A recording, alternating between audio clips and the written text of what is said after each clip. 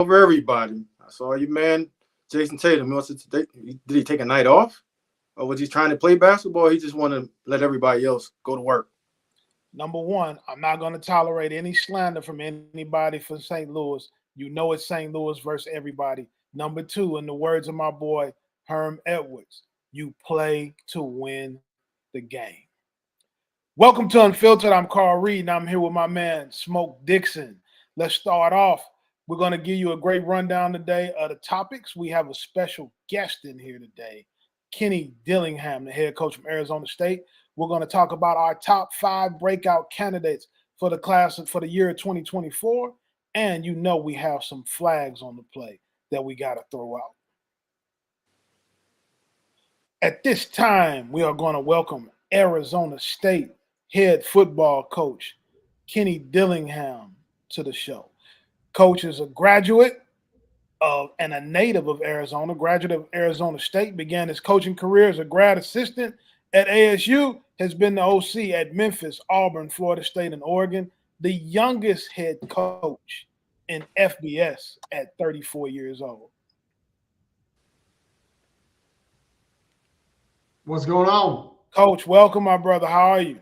I'm good. How are you doing? All right, now, Coach, you have a lot of people may not notice about you. You've had kind of an unconventional path on how you got into coaching. You tore your ACL your senior year of high school that ended your playing career.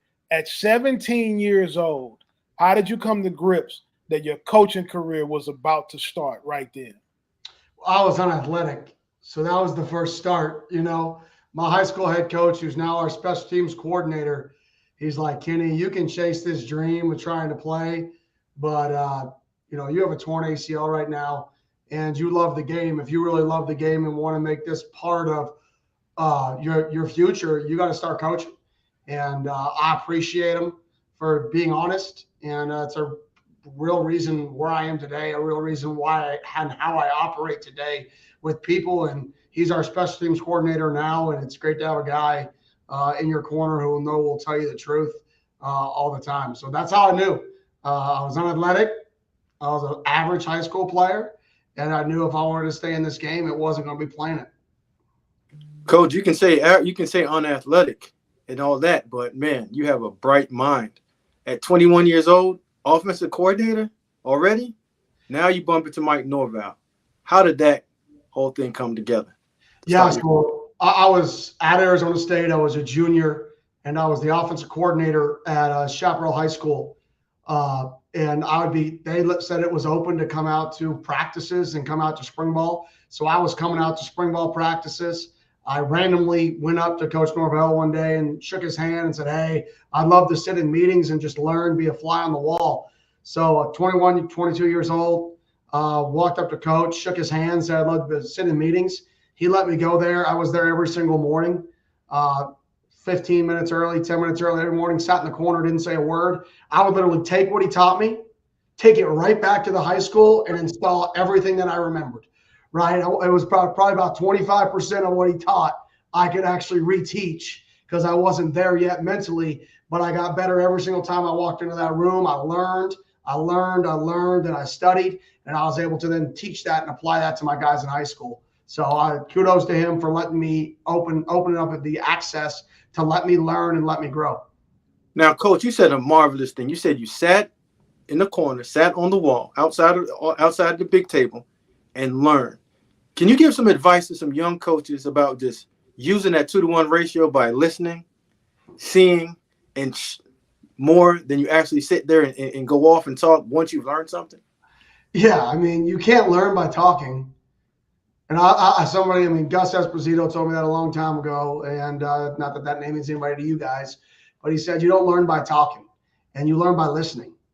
And that's what I wanted to do. I didn't go up there because I wanted to coach college. I wanted to be a high school coach.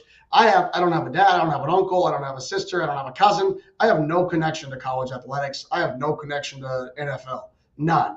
I thought there was a 0% chance that I'd ever be coaching college football. I literally was sitting in that room to learn to be the best high school coach I could possibly be, to potentially be a high school head coach in my alma mater one day. That was what I was sitting in there. There wasn't an alternative motive. So, I wasn't trying to work a mouthpiece. I was trying to learn. And you never know, which paths lead to where. And now I'm the head coach of my alma mater. It's just a different alma mater. Coach, you've had a chance to work with some brilliant offensive minds: Chip Long, Mike Norvell, Coach Dickey, Gus Malzahn. What are some of the things you took from each one of them when you were building the kind of offensive coach you wanted to be? Yeah, Chip Long, 12 personnel, tight end sets, the Bobby Petrino world, the cross dig game, home run post, free releasing the back. I think that was a lot of what Chip brought to the system when we were at Arizona State and Memphis. Daryl Dickey, a lot of two-back runs, a lot of philosophy in terms of be yourself. I learned a lot of how to just accept who you are in coaching. I think a lot of people try to mold themselves to what they feel like is what everybody wants them to be successful, or what the recruit wants them to see, or what the parent is, or what they should be. And Coach Dickey is one of the most genuine people I've ever been around. And he taught me that you got here for a reason, Kenny. Be you, and don't let anybody challenge you on that. Mike Norvell taught me just how the thought process of putting together a game plan is, in terms of where do you start? Do you start at formations? Do you start at watching a full game? Do you start at personnel? And he really taught me the thought process of, we're going to take this thing from the run game, from formations, and we're going to expand, and really how to think about that from a big picture and how to organize that. And then Gus Malzahn taught me the thought process of, you can dictate to defenses by lining up in, some crazy unbalanced stuff, some motion stuff. You don't always have to find the perfect play if you out execute. And so I felt like I got a really good, I was blessed to be around really good people that got to teach me different ways to play the game and different ways to attack. And then I could kind of take all that and put it together, when I kind of got loose and got my own wings. Coach, real quick, you said something about both Chip Long and Coach Dickey. You talked about 12 personnel. You talked about two-back runs. When we see a lot of young offensive coordinators now, they want to play a lot of 10. They want to do 3-by-1 and 2-by-2. They want to throw the ball around the ballpark. Is the two-back run game also as playing in 12 and 21 personnel? Is that still a thing that you need to be able to win football games and move the ball offensively? I think you have to be able to run the ball. I'll stand on that. I really believe that you have to be able to run the ball. I think running the ball takes pressure off of your quarterback. And at the end of the day, everything in this game is about the quarterback. How do you keep the quarterback comfortable? And I think if you can't run the ball and you always have to put pressure on him, even on his worst day, I think you're setting yourself up for failure. So I always want to be able to run the football to keep the quarterback in comfort, and to not necessarily schematically, it's just the comfort of the quarterback when you can take a snap and hand it off and take a deep breath after you may have just had a poor read. I think that is important. For us, we're going to be in a good amount of two-back this year. It's what we ran at Memphis. A lot of what we did at Memphis when I was a coordinator there, some of the stuff we did at Florida State, and we ran 12 and 21 stuff last year at Oregon. We didn't have that personnel last year here, so that's not something we could do. But this year with our personnel, I definitely see us in more of that world. Now, Coach, you touched on Memphis. You just kind of briefly just ran over it, but you guys were putting up the scoreboard, lighting up the scoreboard on guys. Now, you guys have so much success. Coach Norvell gets hired in Florida State. You pivot and you go to Auburn to coach offensive coordinator and the quarterback position. Now, what made you want to now go off on your own to find your success, not with Coach Norvell anymore? Yeah, I mean, for me, it was a year where I could go and learn a different way to do things. I felt like Coach Norvell and I saw the game so similar that's why we worked. That he could be gone doing head coach stuff, and I could be in the office, and I could create a plan, and how he could come back in. And when we spoke, it was just so natural. I would put together, I'd say why I liked it, why I liked it, why I liked it. And he'd be like, makes sense, makes 6 minutes sense, or I don't like that. But we were so fluid with each other that we would finish each other's sentences that I said, you know what, I need to embark on a challenge with a different way of thinking. If I really want to be the best coach I can be, I have to learn different ways. And so I thought it was, for me, an opportunity to go, one, be a part of an SEC program and kind of see how recruiting works and how that world operates, because it's different. And then two, learn football from a different person. Now, Coach, you coached Bo Nix as a freshman, and he won SEC Freshman of the Year. In your absence, he struggled a little bit, but then you reunite in Oregon, and you unlock his ability again, and he's a first-round draft pick now. How were you able to get Bo to play so relaxed and so comfortable? Football's about relationships. And I know everybody wants to talk about scheme, and they think, somebody the other day was like, guru. I'm like, I ain't no guru. I run the same plays everybody else runs. You get into empty, you run Haas wide juke. 97 teams are going to do that this year, right? It's the person. You have to understand the person you're coaching at a level that they're family. And I really think the best coaches in the country are the ones that understand what makes kids tick. Bo Nix is a perfectionist. So he wants every play to be perfect, and he's super smart. So if you make him take the field and take a snap when he knows it's not the perfect play, he's not going to be comfortable. The scheme doesn't matter. It's his comfort level. And I had to get to know Bo and learn how he thinks, learn how he processes, to really say, Bo, this is how you operate, run with it. So we adapted his set of being able to throw on the run or create pocket movements. It was about the mental makeup of what makes this kid comfortable when the ball is in his hands. And that's a little bit of scheme, but that's way more understanding the person. So I just pride myself in really having a relationship with guys, understanding what makes guys tick. How can I squeeze that orange and just get a little more juice than everybody else?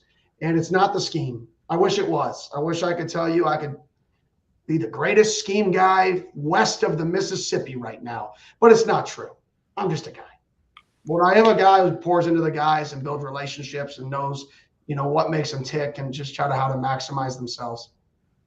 Now, Coach, you're not giving yourself enough credit, man. I'm gonna give you your flowers. You're one of the best out there in terms of developing quarterbacks and unlocking them.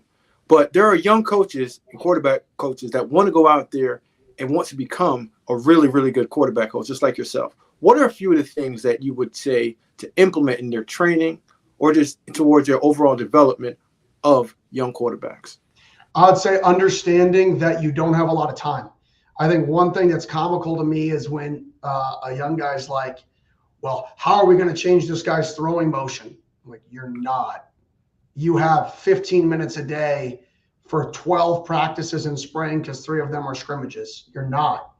So if you put your time into things that you actually can't fix, you're just wasting your time.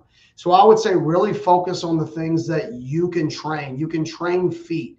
You can practice off platform throws with your guys. You can train the timing and the rhythm that he should be in when he makes throws in your system.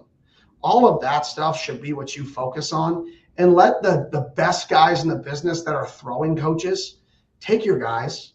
Don't be shy to give your guys and let your guys go to one of the professional throwing coaches out there and let them actually teach them how to throw, because they can be with them for an hour at a time. Don't be shy of that. But when you're with them, you need to pour your time into the things that correlate to your system and to things that you can actually get trained in the small period of time you have. And I know that's kind of like a weird answer, because you're looking for this like elite development answer of what drills do you do? But to me, you don't have enough time to fix that. You have to trust these trainers and these guys outside that if you need something fixed, that your guys are going to go to those guys and they're going to help them in those categories. And then you got to get their feet right, and you got to tie the feet to the mental part of your system.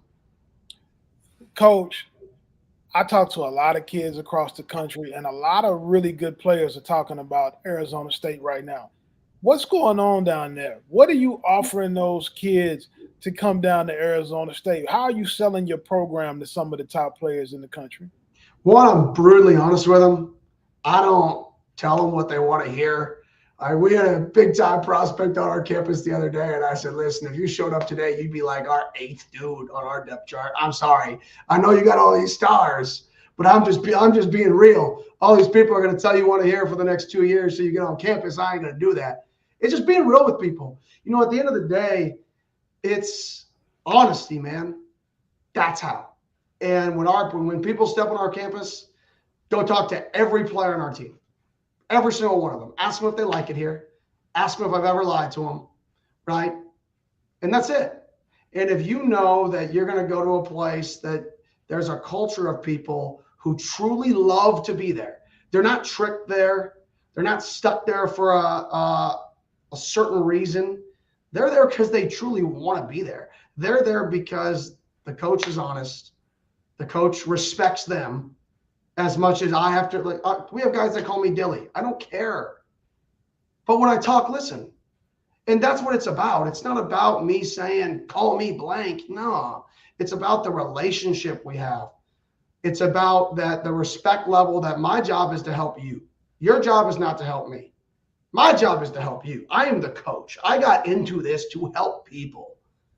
And I think somewhere along the line, this whole college sports has flipped and it's turned into the players help the coach climb the ladder.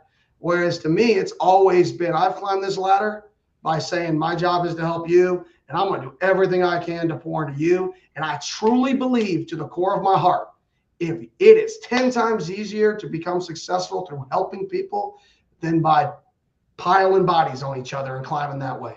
I'd much rather do the human ladder, right, and climb people to the top. And I think that's the culture. I think that there's not a secret sauce. It's come feel it and come talk to our players about what it truly is like. And if I change when you get here, because that won't happen. Coach, man, listen, you said a mouthful and I respect it. I want to grab one of my helmets, come on out there, but I don't have any. My eligibility's up and I got gray hairs. You don't want to be bothered with me. But listen, Arizona's always had top-notch talent. One of the problems is always keeping that talent in state. What are some of the things that you're doing to keep that talent at home? Building relationships. I mean, anytime that in-state recruiting nowadays is so much different than it was 10 to 15 years ago because the access kids have to knowledge. 15 years ago, nobody knew what it was like to go to a school in Texas or Ohio State. You didn't have all these videos and all this knowledge. It was almost like a frightening for a kid to think, whoa, I could go here. I know nothing about these places. Now kids have so much knowledge. They're so much smarter than they've ever been because they have so much more access to knowledge that they know about everything. They could go get an inside look at almost any program other than meeting with the players on their cell phone in 3 minutes. So I would just say that's not going to happen overnight. That's going to happen because we build something and we build something and we build something that people see and they want to join. And that's what I tell people right now. I say, yeah, I'd love to sign Arizona kids, but more important than that, I want kids who want to be here. I'm an alumnus. I'm born and raised here. This is my dream job. I don't want people here who don't walk into the building and say, dang, I'm in one of the best cities at one of the best schools. We're going to have more fun and working harder than anybody in the country, as long as I'm a good person and make good decisions, because those are our categories. I want people who want to be here and have a passion about it, not somebody that I have to say, put a smile on. I'm the opposite of that. It is, you better be a multiplier in our program. We don't have dividers here. If you're a divider, it ain't for you. If you don't wake up with a day with a purpose, ain't for you. I don't care if you're a 5-star, 4-star, it doesn't matter.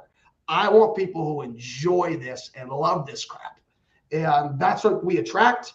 And I think that's the thing that I love about being here is I have a passion for it. Coach, you talked a little bit about a recruiting blueprint right there in the last question. What is the next step that you have to take at Arizona State to be able to be that national brand where kids from all over the country realize that Arizona's a destination place? Show progress. I think at the end of the day, you have to win. I joke around with our staff all the time, like, oh, we got a good recruiting class. Yeah, I say, sounds good, right? If you don't show progress, then it doesn't matter. So that's it. We just have to show progress every year. You just have to get a little bit better, a little bit better, a little bit better, a little bit better. And I truly believe that nowadays, more than ever, culture matters. And I think we're starting to establish the culture that we want. So number one thing, show progress. Coach, in our next segment of the interview, we're going to go to our true and false segment. We're going to read you a statement, and you can say whether this is true or whether it's false. And you can give your reasoning also, if you choose to, on why you're answering the question this way. Sounds good. Coach, I'm going to lead it off. First one. RPO, triple option. Same concept, true or false? True. All right. The new revenue sharing model that's being proposed or enacted through the court system is going to change the structure of NIL deals moving forward. True or false? True. I don't know how, though.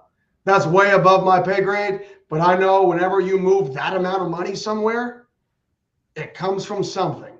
So it has to have an effect somehow. I just don't know exactly how. Coach, being an NFL front office guy myself and structuring that structure at University of Maryland, do you believe that front office concept of the NFL will become the new concept of college football? True or false? False. I think it'll be close. I think what you see is you already have the recruiting departments, and you have those departments. The hardest part about the NFL model versus college model is the NFL knows which guys are going to become free agents. And then the NFL gets to draft in a draft setting. So the NFL very rarely goes into a period of time where they don't know who's actually going to be in the pool to pick from. Whereas in college, it's way more, you have to know every player on every team. That's not possible. So you can't say, hey, we're going to have an NFL scouting department where we know and we scout every single college player. That's not real. So I still think it's going to be hectic in terms of, oh, crap, the portal opens. Who went in today? Oh, he's my top guy. Oh, crap, 6 hours later, another guy went in. You watch him. He's my top guy.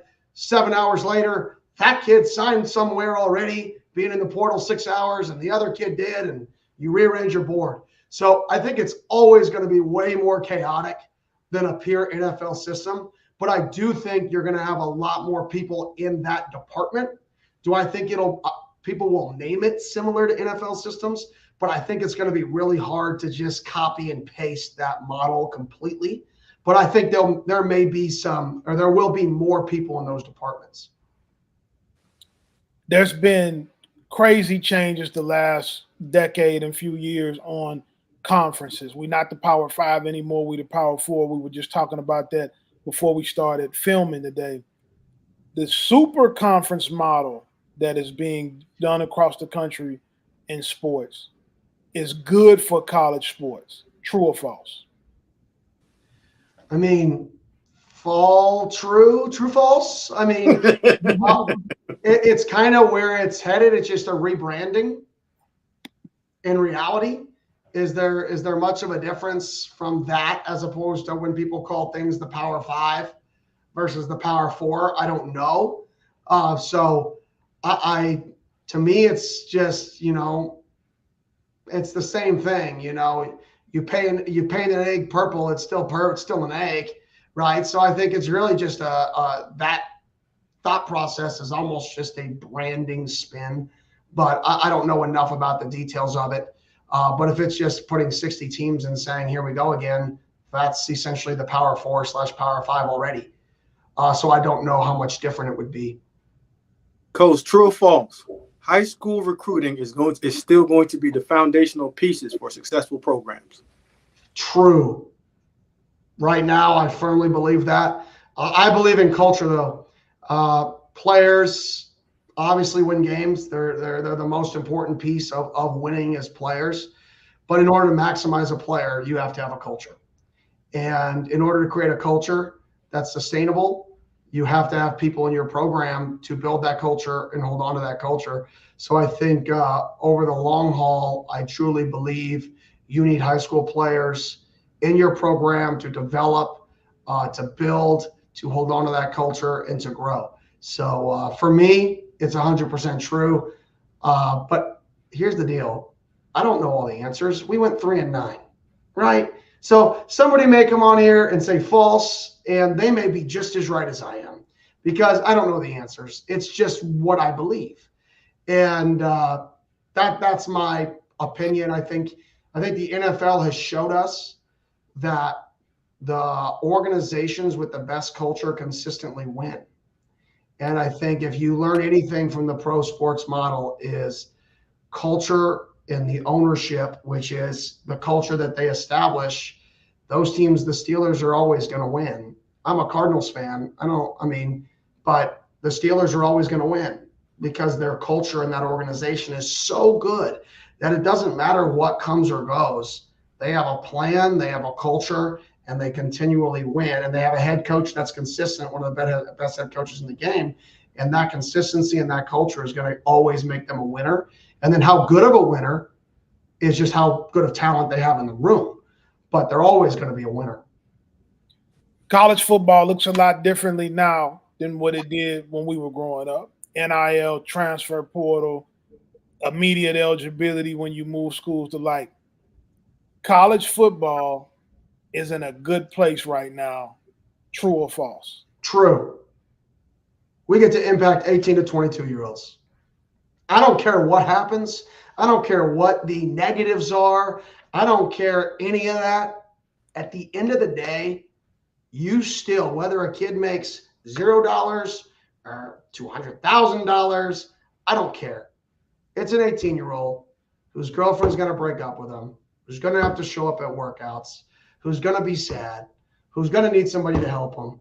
And I know that it's a profession and we have to win. And I get it all. Trust me. I'm the head coach here. I understand the pressures, but if we lose sight of the purpose of college football, which is to help these kids and to help these people be successful in life, then shame on us. So yeah, is there some crazy stuff happening? Yeah, I can't deny that. Right? I won't deny it. There's stuff I don't like? Yeah, I won't deny that. But are we in a good place because there still 18 to 22-year-olds that this game is changing their life? Yes. And that's the most important thing to me. And I think sometimes we blind ourselves from what it's about, and that is changing kids' lives. That's it. And we're still doing that. Coach, before we get out of here, I want to ask you something. You said this in the very first question we asked.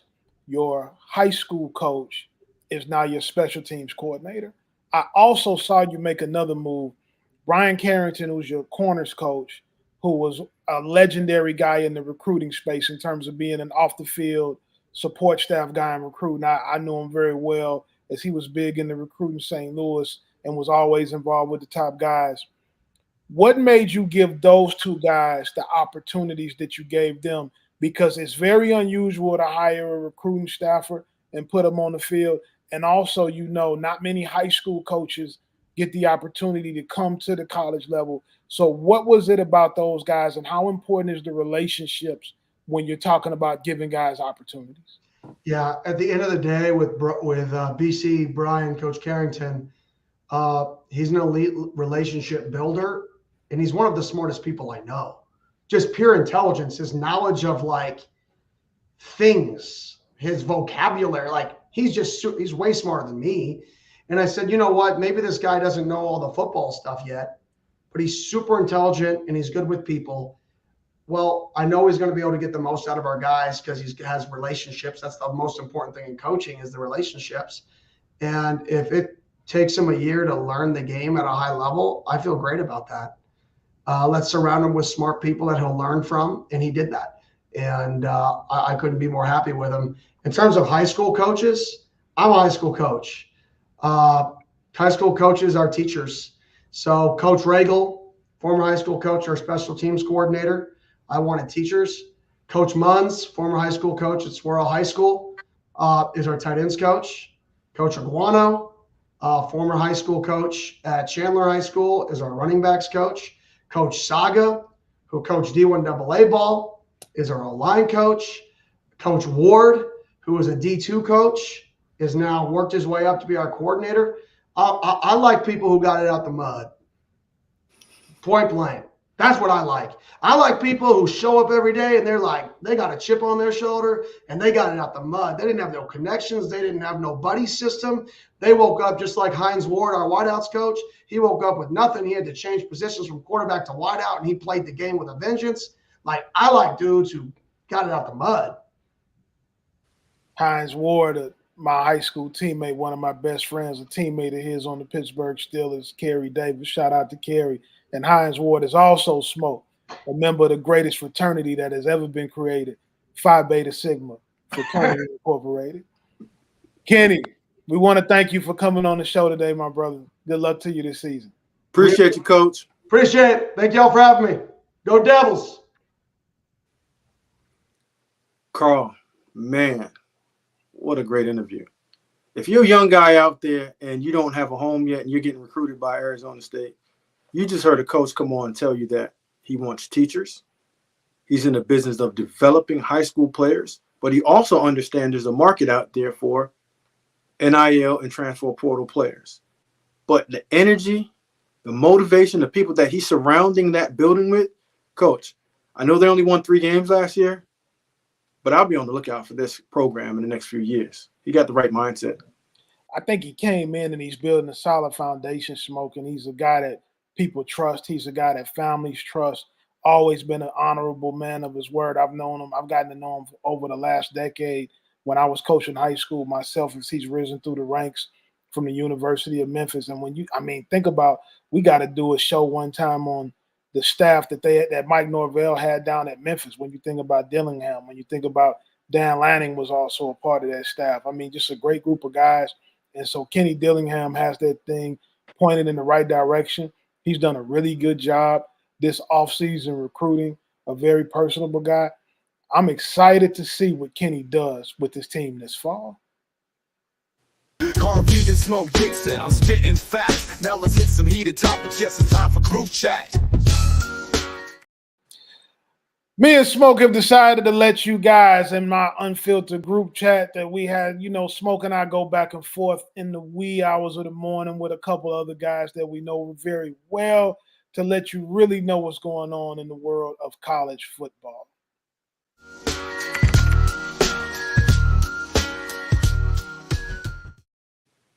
Smoke, we talking about the 5 breakout candidates for the 2024 season. Now, you gave me some pushback a little bit because you think that this guy broke out last year. So my first guy that I'm going to talk about today is Brady Cook, the quarterback from the University of Missouri. Last year, he proved to be a solid starter for the 11-win Tigers, but he was a role player last year as the team really relied on Cody Schrader in the run game and big plays from Luther Burden in the pass game. This year, Brady Cook, Smoke, is going to have to win games for the Tigers. Last year, he was trying not to make sure he didn't make a play to lose the game. This year, he's going to have to make big plays to win those games.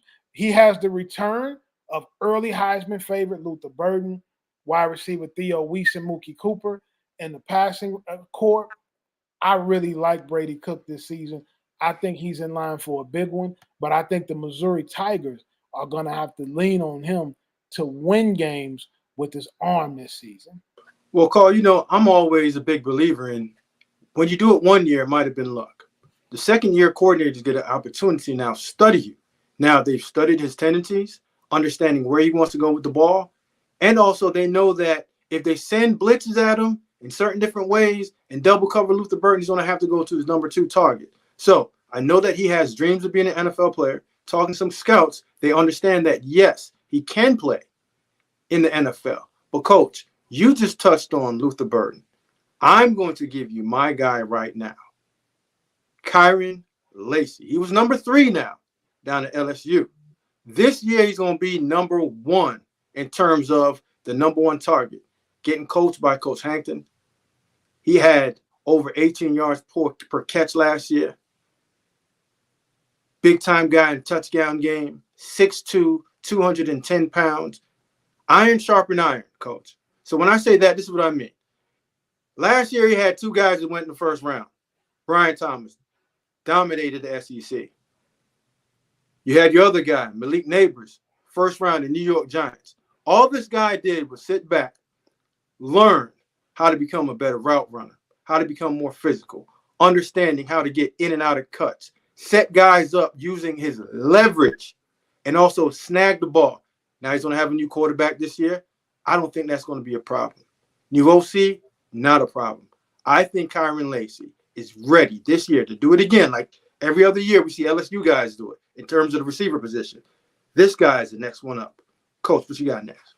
Cortez Hankensmoke, by the way, one of the very best at developing wide receivers and identifying talent. And him moving into the co-OC role is also going to bode well for Lacy. The next guy I'm going to go with, Smoke, is going to be Oklahoma quarterback Jackson Arnold. Now, I'm going to admit this to you, Smoke. When I saw Dylan Gabriel go in the transfer portal, I thought the Sooners were in trouble. But when I started talking to guys in the locker room and guys around the team, they said Jackson Arnold is the goods. He has it all. He's an elite passer of the football, incredible accuracy, really good arm strength, and he's a man amongst men, and how he leads in the locker room is a great culture guy.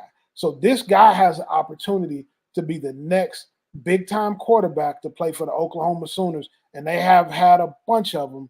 I went right here with Jackson Arnold. I think he's going to have a huge year for the Oklahoma Sooners. Coach, not only is he a good passer in the pocket, he's a sneaky good athlete. You know, when you get into the RPO game and the quarterback run game, he can actually do it with his legs, off script, on script, but they have a lot of pieces around him that's going to help him get to that next level. Who you got up next, Coach? I know you got this quarterback run going. You took one quarterback, you gave me a receiver, then you muddled this thing up and got 3 quarterbacks in there. So who you got next, Coach, in terms of your next breakout athlete in 2024 in the college season? I'll admit, I did not know a lot about this kid until the group chat started really ringing. A lot of NFL scouts, a lot of pro personnel people have been talking and raving about this kid, Kyron Drones, the quarterback at Virginia Tech. 6'2", 234, a big, strong guy. NFL comparison has been Jalen Hurts, but a better passer. With him, Virginia Tech can take the next step as a team this year. This guy has NFL all over him, trains a lot with Shedeur Sanders, and they have the same quarterback trainer. This guy has been getting rave reviews everywhere I go, NFL personnel, NFL scouts. This guy, Smoke, is the real deal. He's going to be tough in a dual threat role, running and passing. I think he's going to put a lot of pressure on defenses this year in the ACC. I'm really excited to see this kid play this fall. Coach, you know what I really like about him? His mental makeup. Just talking to him and talking to people that's in that building. Leadership, toughness, understand what it takes in order to win. And, Coach, I love quarterbacks that are built from the ground up but play from the neck up. And all this guy has done is improve year to year. But listen, you had all the quarterbacks. I threw a receiver in there. Coach, you know I got to go on the defensive side. I got to get somebody to hunt down the quarterbacks. No other place. They're going up to Penn State. Deny Dennis Sutton. Coach, 6'5", 270 pounds. Now, I'm not being a homer now. I know he's from the crib. But, Coach, he can get this thing done. Big, strong, knockback power against the run. This guy plays with strong hands, plays with his chin underneath of him, butt back, and can knock offensive linemen back on the ground. But, Coach, when you get into the third down situation and he got a pass rush, Coach, speed to power. You've seen his ability right there to bend, chase, close. He's big, he's athletic, he's old school now because he's 6'5", 270 pounds, and is willing to play the run to the quarterback, not the quarterback to the run. And now when you got Coach Allen, the new DC over there, 2 guys that's left into the NFL draft with Abdul Carter and himself right there, Coach, he's going to have a good 1-2 punch. Meet me at the quarterback. But this guy right here has NFL on his mind. Smoke.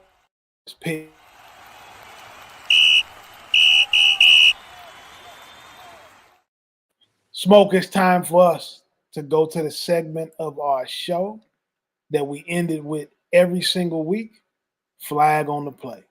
Smoke, who you throwing a flag on today? Coach, this is a dirty one that I got coming at you. It's OV season right now. And I know you're old coach, old general manager at the University of Maryland and worked at Vanderbilt as the director of scouting. But this is one of the things that I dislike so much. You offer a guy, you recruit him, you do everything necessary for him to come to your school and commit, or just to come on a visit. But I'm throwing a flag on prospects and the parents and handlers going on visits, knowing darn well they're not going to commit. Wasted visit, bad business. I couldn't tell you anything more. Once you walk into the building, it's an energy that you give off. If you don't want to be there, regardless of what you think that you're showing, everyone on the staff understands that this kid, this family is only showing up just for a meal, vacation, and to hang out. But I'm going to give you a heads up on this.